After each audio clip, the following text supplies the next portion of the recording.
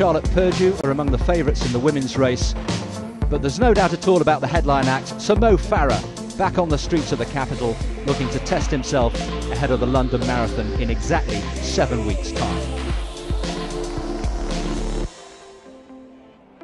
Well, the big half route follows some of the London Marathon course, only in reverse. We start just north of Tower Bridge and head out east, following the River Thames towards Docklands through the Limehouse Link Tunnel. The runners will then pick their way through Canary Wharf, back west through Wapping, over Tower Bridge, across the Thames into Southwark, past Rotherhithe, Surrey Quays, into Deptford, before finishing in Greenwich in front of the magnificent, iconic Cutty Sark. 4 London boroughs in all, 13.1 miles. Well, away we go in the wheelchair race, and David Weir once again renewing his rivalry with the silver bullet Marcel Hoog, centre of picture, who will come out on top this time. Away we go in the inaugural Vitality Big Half. Sir Mo Farah doing battle against Callum Hawkins, the British number 2, in the shades, and just behind the reigning London Marathon champion Daniel Wanjiru from Kenya.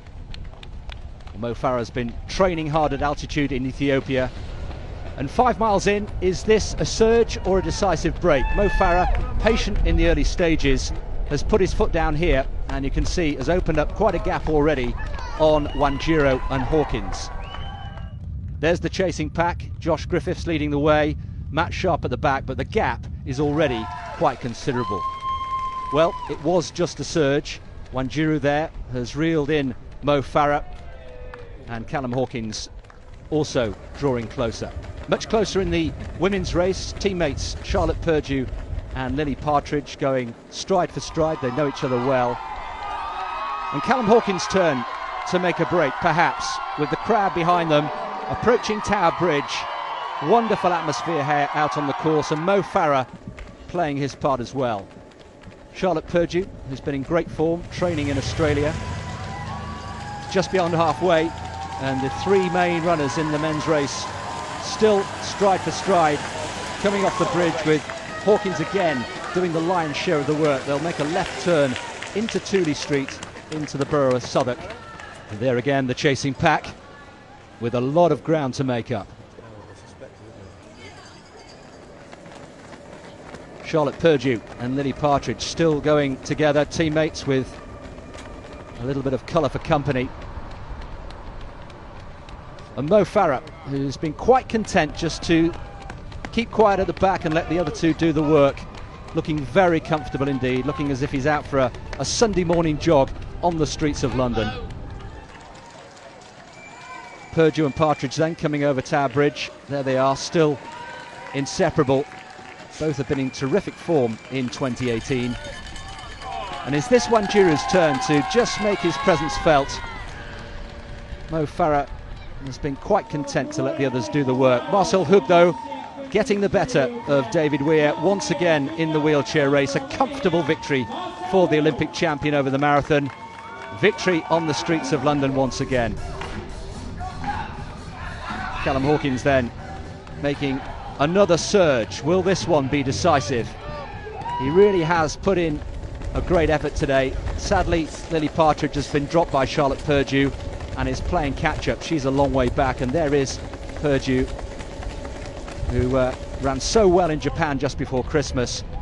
And Mo Farah, the gloves are off, physically and who knows, metaphorically as well. Is this Farah saying, enough is enough, it's time to get racing?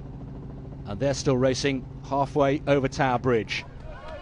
200 metres to go. Mo Farah just edges in front. It's half a lap of the track. We know all about Farah's finishing speed from his track days. Can he turn it on here? Just a few final twists and turns as we enter Greenwich. Cutty Sark will come into view very shortly. Mo Farah then, Wanjiru still on his shoulder. A left-hand turn, another right-hand turn. And Mo Farah, can he turn on the style and the speed for the home crowd? And there he is. A big finish for Mo Farah in the big half. He's got this race won. He wanted to get the win. It looks like he's got the win. And Mo Farah once again winning on the streets of London. The winning time, 61.40. That doesn't matter. it was all about getting the victory here today. Charlotte Purdue, what a performance. A huge personal best for her. She's sliced over a minute of her previous lifetime best. Small in stature, but a huge talent and huge guts. And we'll look out for her once again in the London Marathon next month.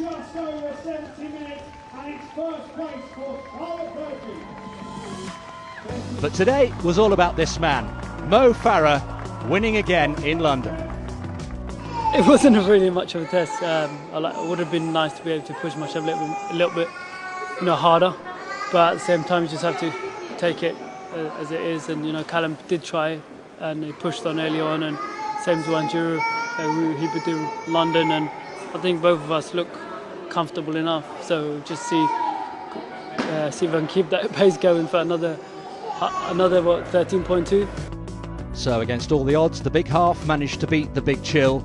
Victory for Mo Farah. Perhaps he may have preferred a stiffer test here today, but he looks in good shape, doesn't he, ahead of the London Marathon. Likewise, Charlotte Purdue, a huge personal best for her, and a Swiss double in the wheelchair races for Marcel Hug and Manuela Scher.